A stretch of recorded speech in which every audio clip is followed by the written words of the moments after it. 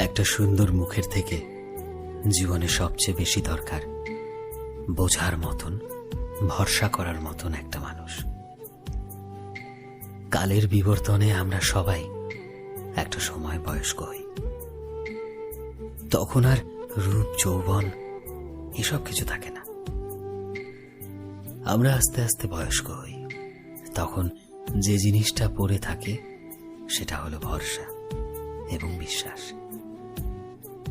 যে মানুষটা আপনার খুশির জন্য সব করে, আপনাকে আগলে রাখার জন্য সব চেষ্টা করে, আপনার ভালো খারাপ প্রত্যেকটা ছোট ছোট জিনিস বুঝতে পারে, সে মানুষটাই সেই সময় আপনাকে সবচেয়ে বেশি সামলে রাখতে পারে।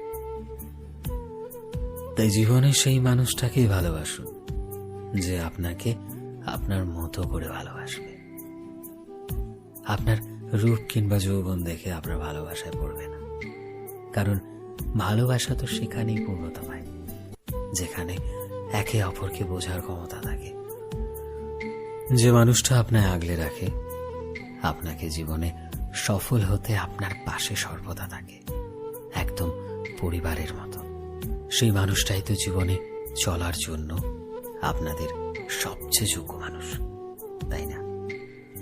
কারণ সেই মানুষটা জানে জীবনে কঠিন সময় কিভাবে পাশে থাকতে হয়, কিভাবে আগলে রেখে জীবনকে পূর্ণতা দিতে হয়। আপনার হাত ধরে জীবনটা দিব্যি সুন্দর করে কাটিয়ে দিতে জানে সেই মানুষটা। আর এ কারণেই বলে যে জীবনের সুন্দর রূপের থেকে বুঝতে পারার মানুষ খুঁজে পাওয়াটা আসলেই অনেক সুন্দর। জীবনে ভালোবাসার মানুষ হিসাবে এমন একটা মানুষকে খুঁজে পাওয়াটা সত্যিই ভাগ্যের।